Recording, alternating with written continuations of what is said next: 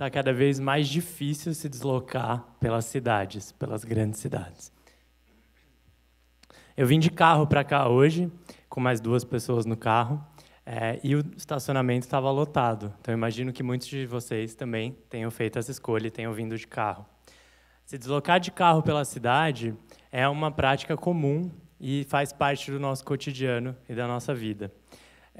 A mobilidade de São Paulo, que é a nossa grande cidade no Brasil, ela está extremamente caótica e afetada por várias variáveis. A gente tem hoje, por exemplo, em São Paulo, todos os dias, um uruguai se deslocando dentro do metrô. São 4 milhões de pessoas todos os dias.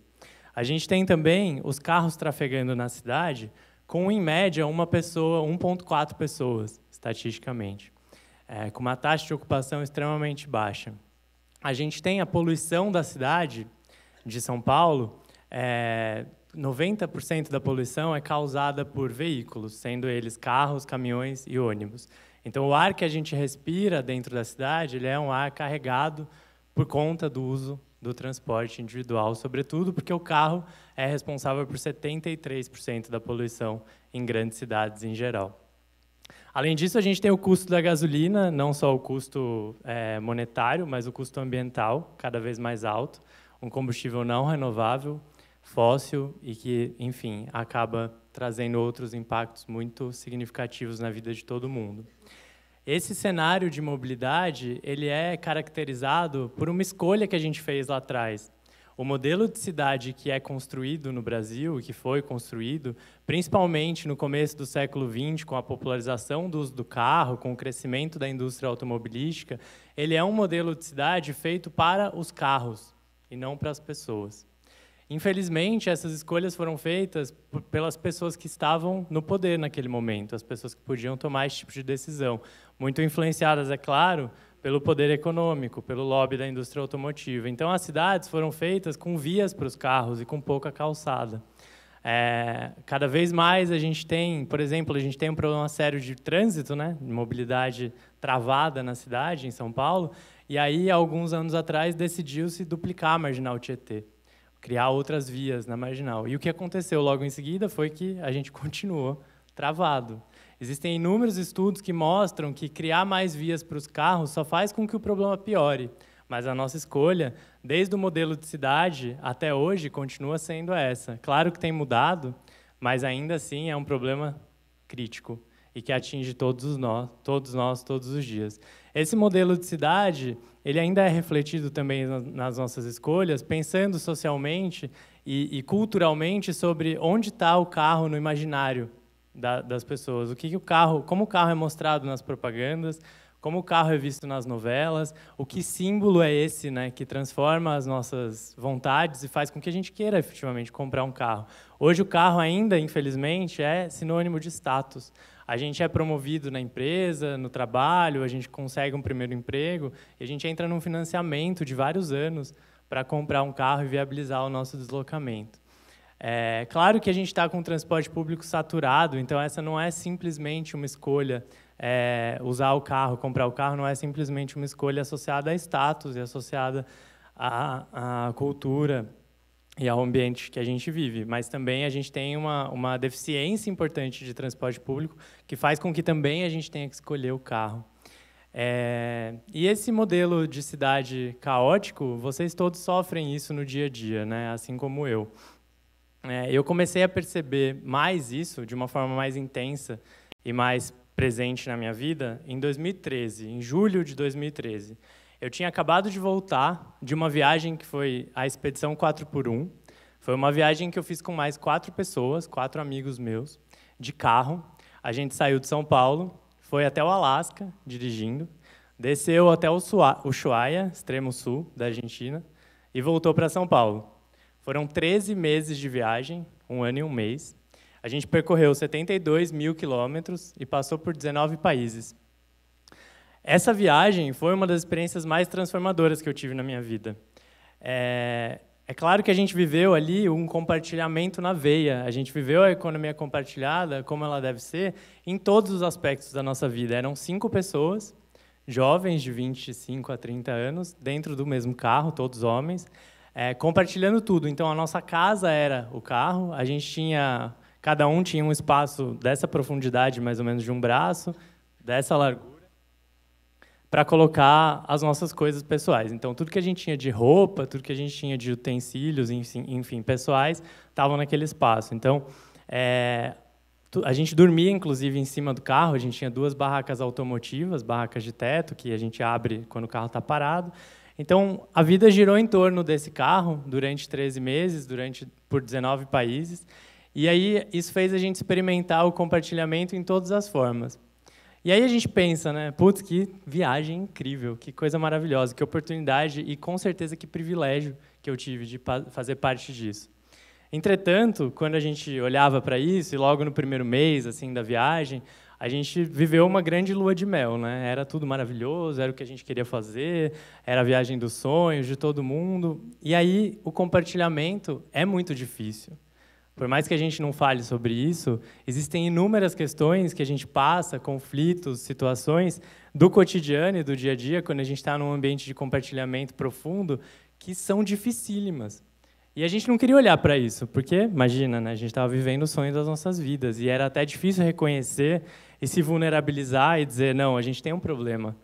Então, em vários momentos, a gente foi relevando, principalmente no começo, nos 2 primeiros meses da viagem, a gente estava tomado por esse espírito de euforia e de lua de mel e tal, e a gente relevou muitos dos problemas e deixou de resolver os conflitos do dia a dia. Até que chegou um momento que foi um episódio muito curioso, inclusive, a gente estava indo dormir, a gente estava nos Estados Unidos, e alguém falou, que horas a gente vai acordar amanhã? Um respondeu 8, o outro respondeu 9. E aí, essa foi uma grande briga que a gente teve, a maior briga que a gente teve na viagem toda.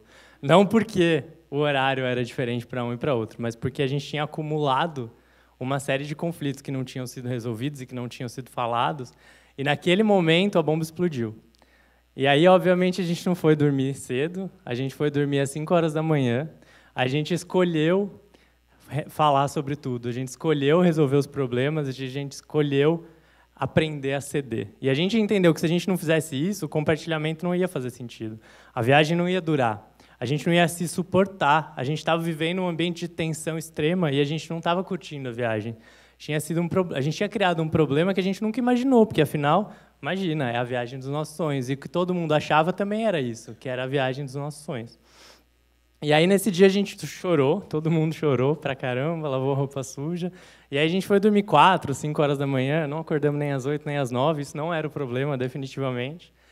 E aí, a partir daquele momento, a gente percebeu que ou a gente aprendia com as dificuldades, com os conflitos cotidianos e resolvia na hora e deixava de acumular, e cedia e entendia o outro e criava uma relação de empatia e respeitava o espaço e a individualidade, apesar de quase não existir individualidade nesse ambiente, ou isso não ia acontecer.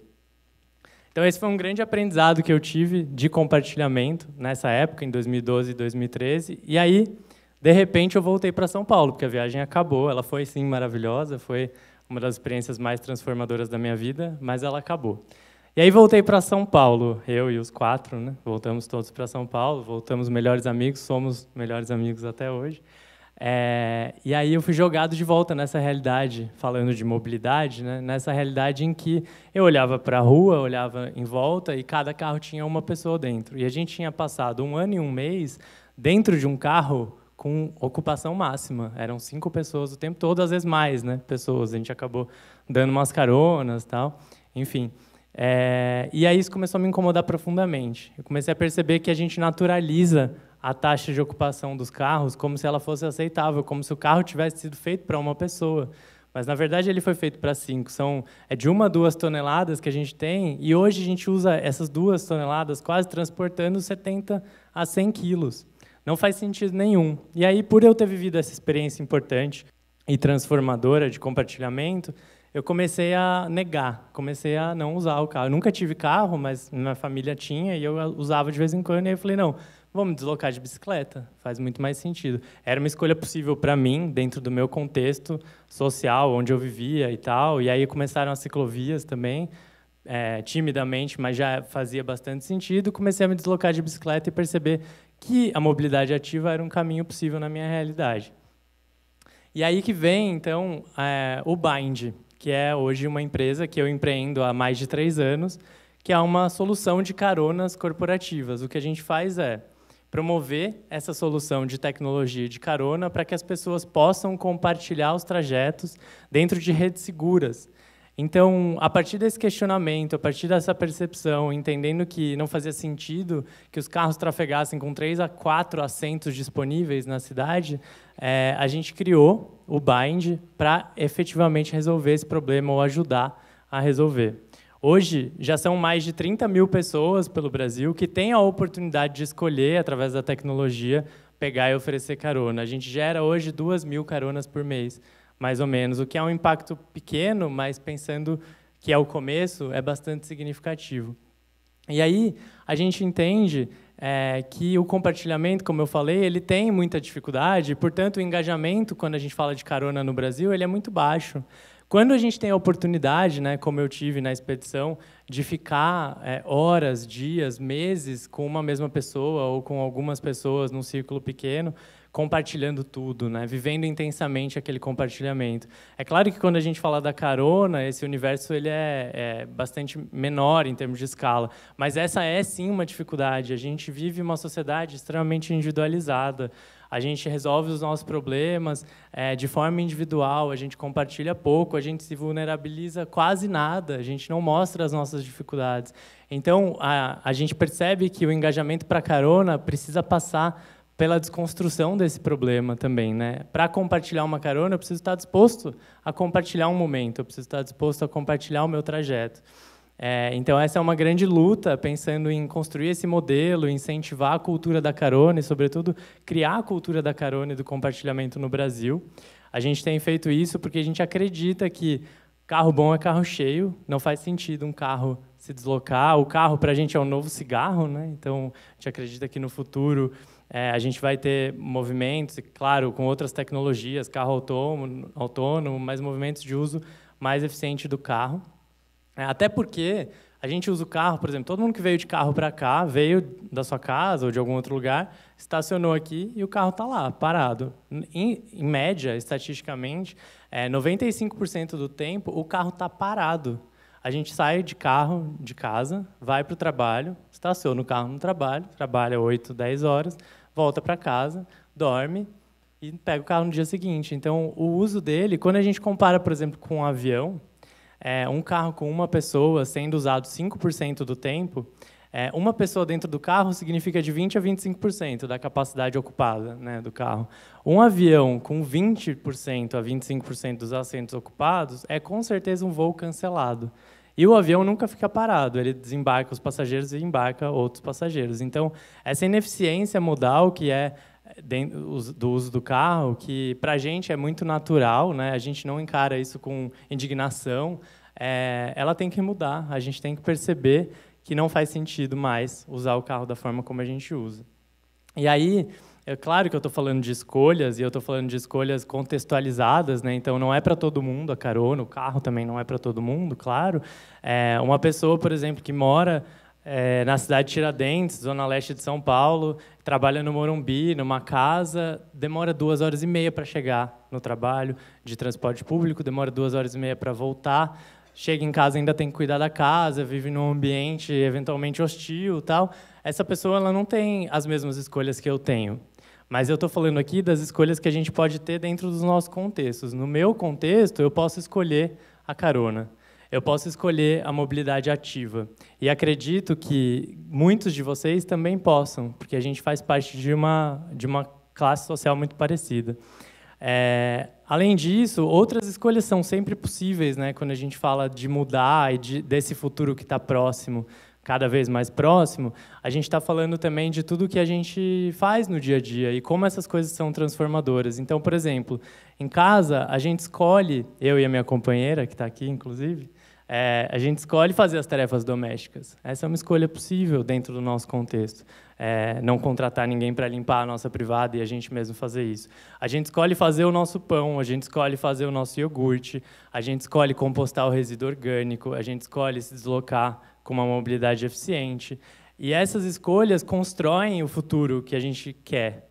Não esse futuro caótico que está anunciado e que a gente acha que o mundo vai acabar e que o apocalipse está para acontecer, mas um futuro que é possível dentro das escolhas individuais e dentro do nosso círculo de poder. Porque aqui a gente tem diversos perfis de pessoas. A gente tem, eventualmente, pessoas que são responsáveis pelo RH de uma empresa e que podem escolher contratar pessoas de uma forma geolocalizada. Então, eu tenho 2 candidatos concorrendo por uma vaga que tem um perfil mais ou menos similar, mas um mora do lado do trabalho e o outro mora na Zona Leste, a 3 horas de transporte público. Por que eu vou escolher contratar a pessoa da Zona Leste? Por que eu não posso impactar o ambiente daquela pessoa, a qualidade de vida daquela pessoa e o ambiente do trabalho, escolhendo contratar de forma perto, pessoas que moram perto? Um gestor público, por exemplo, ontem foi anunciado o plano cicloviário novo da cidade de São Paulo, pela prefeitura. Esse plano cicloviário, todas as entidades de mobilidade ativa questionaram e criticaram porque não foram consultadas. Então, ninguém participou desse processo, mas o gestor público escolheu colocar um plano cicloviário de cima para baixo. Então, a todo momento, nós que estamos aqui assumimos papéis diferentes e fazemos escolhas. E essas escolhas são importantes para que a gente tenha uma cidade melhor, para que a gente tenha uma mobilidade melhor e para que a gente viva cada vez mais compartilhando em harmonia e sabendo que, no futuro, vai ser possível ter uma vida melhor. Muito obrigado.